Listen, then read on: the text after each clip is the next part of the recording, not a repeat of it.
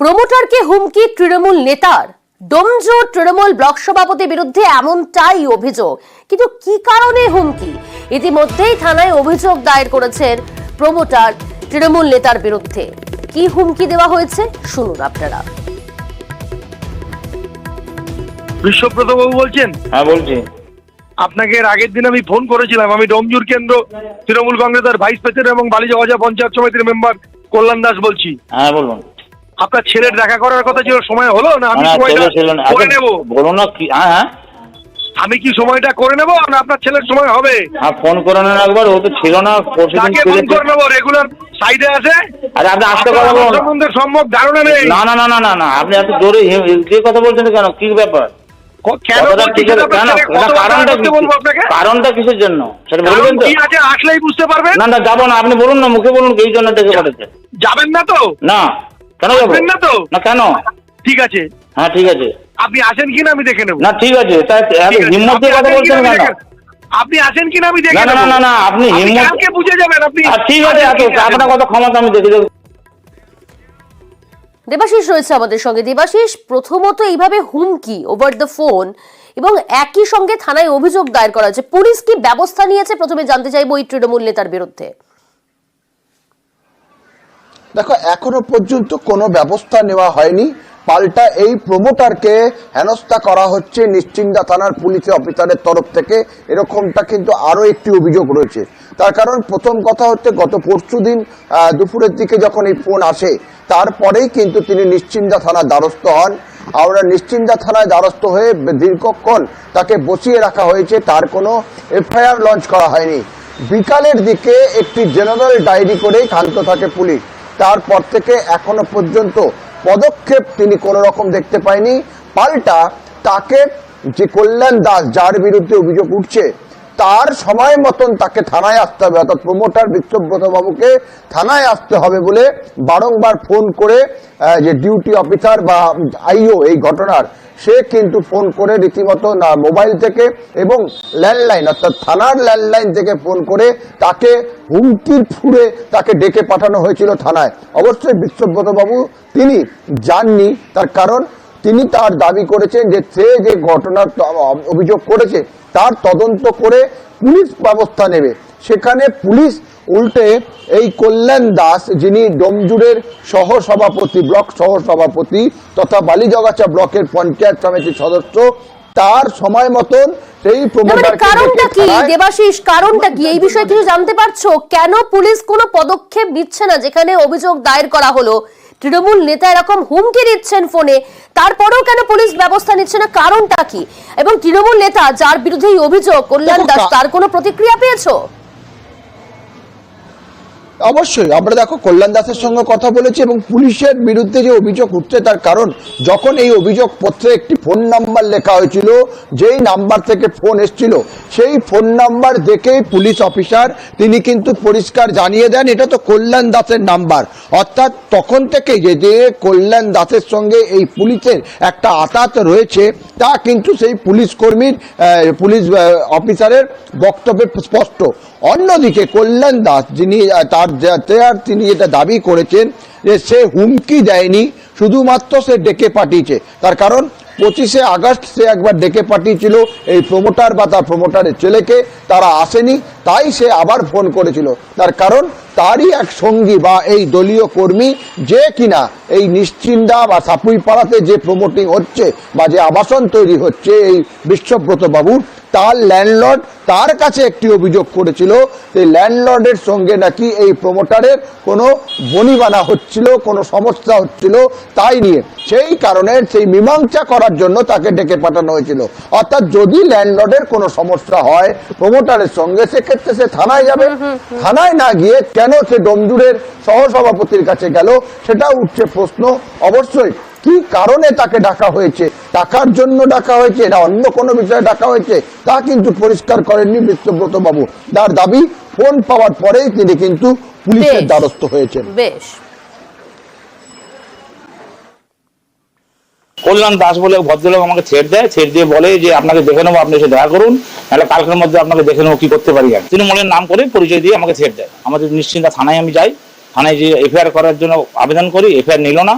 লাস্টে জিডি করলো। জিডি করার পরে ওনাকে বললো যে উনি 7টার সময় আসুন, আপনি বসুন। আমি বললাম উনি একটা ক্রিমিনাল, আমাকে থ্রেট দিয়েছে, আমি 7টার সময় পর্যন্ত কেন বসবো ওইখানে? মিউচুয়াল করার জন্য। আমি মিউচুয়াল করবো কেন? কি জন্ম? ও আমাকে থ্রেট দিয়েছে, আমি মিউচুয়াল করবো ওর সঙ্গে? না, ওর সাজা, ওর শাস্তি পাবো।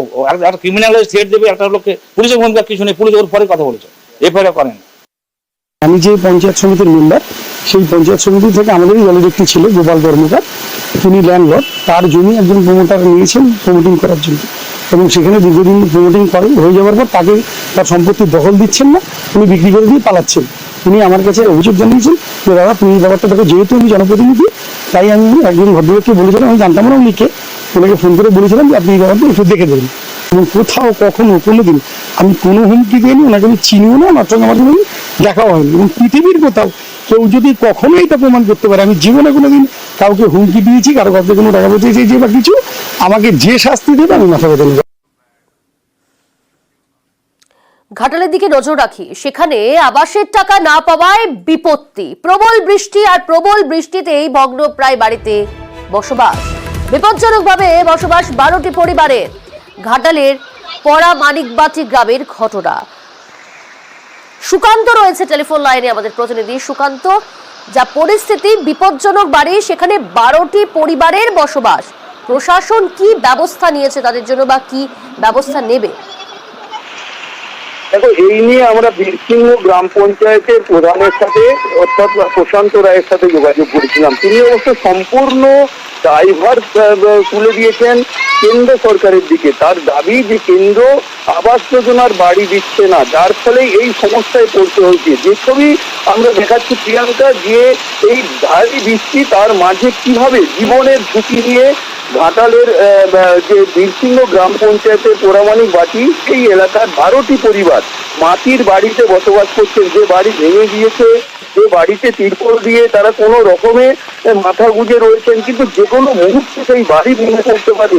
যে ওই যারা বসবাস করছেন তারা জানেন যে জীবনের ঝুঁকি রয়েছে, কিন্তু তারা তাদের উপায় নেই, তারা নিরুপায়। তাদের দাবি যে বারবার প্রশাসনের কাছে আবাস যোজনা বাড়ির জন্য আবেদন করা হয়েছে, কিন্তু বাড়ি পাওয়া যায়নি। এখন দেখার প্রশাসন কত দ্রুত প্রিয়াঙ্কা এই পরিবার সুকান্তের সঙ্গে দেখো পঞ্চায়েত প্রধান কি জানাচ্ছেন এই বিষয়ে। আবাস যোজনা পাওয়ার তারা যোগ্য এবং তাদের নামও আছে, কিন্তু কেন্দ্রের সরকারের অসহযোগিতার ফলে আমরা আবাস যোজনা দিতে পারছি না। কিন্তু গত 1 মাস আগে ভারী বৃষ্টির সময় আমরা তাদের প্রত্যেককে তিরপল দিয়েছি, কিন্তু সেই তিরপলে জল আটকানো যায়নি। আবারও সেই একই অবস্থা দেখা যায় যে তাদের বাড়িতে বৃষ্টি পড়ছে এবং আশেপাশে জল জমে যে বাড়িগুলো প্রায় ভগ্নপ্রায় হয়ে গেছে, পড়ে যাওয়ার সম্ভাবনা আছে। আমরা তাদেরকে নিরাপদ জায়গায় যাওয়ার জন্য বলছি, কিন্তু তারা নিজেদের বসত বাড়ি ছেড়ে যেতে চাচ্ছে না। তাদের হয়তো খুব সম্ভব হয়তো পুজোর আগে কিংবা পুজোর পরে তারা আমাদের রাজ্য সরকারের তরফ থেকে তাদেরকে বাড়ি দেওয়া হতে পারে।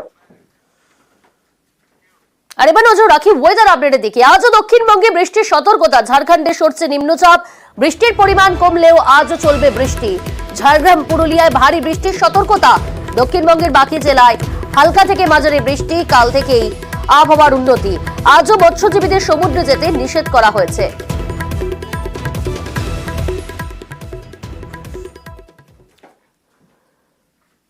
শুক্রবার থেকে টানা বৃষ্টিতে বিপত্তি। টানা ভারী বৃষ্টিতেই বাড়ছে নদীর জল। ঝুমি নদীর জলেই ভাসছে ঘাটালের বিস্তীর্ণ এলাকা। জল বাড়ছে শিলাবতী, কাঁসাই সহ অন্যান্য নদীতেও। সুকান্ত রয়েছে আমাদের সঙ্গে। সুকান্ত, জল বেড়ে যাওয়ার আশঙ্কা এবং রীতিমতো স্থানীয় বাসিন্দারা তারা দুশ্চিন্তায় ভুগছেন। কি পরিস্থিতি এই মুহূর্তে? প্রশাসনের তরফ থেকে কি ব্যবস্থা নেওয়া হয়েছে? দেখো প্রিয়াঙ্কা, এলাকার মানুষ যেটা জানাচ্ছেন যে ঝুমি নদীর জল লাফিয়ে লাফিয়ে বাড়ছে, অর্থাৎ ঘন্টায় ঘন্টায় নদীর যে জলস্তর বেড়ে চলেছে, যার ফলে একের পর এক গ্রাম প্লাবিত হচ্ছে। মনসুকা 1-2 গ্রাম পঞ্চায়েত, সুলতানপুর, ইরপালা, এইসব গ্রাম পঞ্চায়েতের বিস্তীর্ণ এলাকা কিন্তু এখন জলে ডুবেছে। রাস্তাঘাট, যার ফলে কোথাও 1 হাঁটু, কোথাও 1 কোমর জল পেরিয়ে মানুষ পারাপার করছেন। কিছু বাড়িও জলের তলে চলে গিয়েছে। এক কথায় জলবন্দী হয়ে পড়ছেন এলাকার মানুষ। তাদের পানীয় জলের সংকট দেখা দিয়েছে। কারণ মহকুমা শাসক ঘাটালের সুমন বিশ্বাস, ওনার সাথে যোগাযোগ করছেন। উনি অবশ্য পরিষ্কার জানিয়েছেন যে আরো কিছুটা জল বাড়বে এবং এখনো দুর্যোগ কাটেনি, তাই দুশ্চিন্তা আরো বাড়াচ্ছে ঘাটালের এই মনসুকা এলাকার মানুষদের। তারা যে পুজোর আগে এই যে জল বাড়া, যার ফলে চরম সমস্যায় পড়েছেন তারা, এবং তার সাথে কৃষি জমিও ব্যাপক জলের তলায় চলে গিয়েছে। কিন্তু প্রশাসন সর্বদিন নজর রেখেছেন, জলস্তর ঘাটার করে প্রত্যেকটি নদীতেই কিন্তু বেড়ে চলেছে। প্রিয়াঙ্কা, ধন্যবাদ সুকান্ত। শোনাবো আপনাদের প্রশাসনের তরফ থেকে কি পদক্ষেপের কথা বলা হচ্ছে। ঘাটালের শিলাবতী নদীতে এখন ইডিএল অর্থাৎ এক্সট্রিম ডেঞ্জার লেভেল ক্রস করেছে বাঁকা পয়েন্টে। গাছঘাট পয়েন্টেও জলস্তর বাড়ছে, মানে অর্থাৎ এই জলটা বাঁকা থেকে নেমে শহরের মধ্যে ঢুকছে। তো যেহেতু এই জলটা আরো দু একদিন ধরে নামবে, এই জল বন্যা পরিস্থিতি কিন্তু আগামী আরো একদিন পর বা দুদিন পর আরো একটু খারাপ হতে পারে। আমাদের প্রশাসন প্রস্তুত আছে, সব লেভেলে জমির জলও বাড়ছে, চারিদিকে কংসাবতী, ওলকাশি, সবার নদীতেই জল বাড়ছে। প্রশাসন আমরা প্রস্তুত আছি, রিলিফ ক্যাম্প খোলা হয়েছে, সেখানে মানুষজন প্রবেশ করছে। অনেক জায়গাতেই পাওয়ার কাট করতে হয়েছে। জলের পাউচ মেশিন বসানো আছে এখানে, যাতে করে পানি জলের পাউচ তৈরি হচ্ছে এবং বিডিও সাহেবরা এবং পঞ্চায়েত ব্যবস্থার মধ্যে দিয়ে সেগুলো মানুষের কাছে পৌঁছে দেওয়ার ব্যবস্থা নেওয়া হচ্ছে।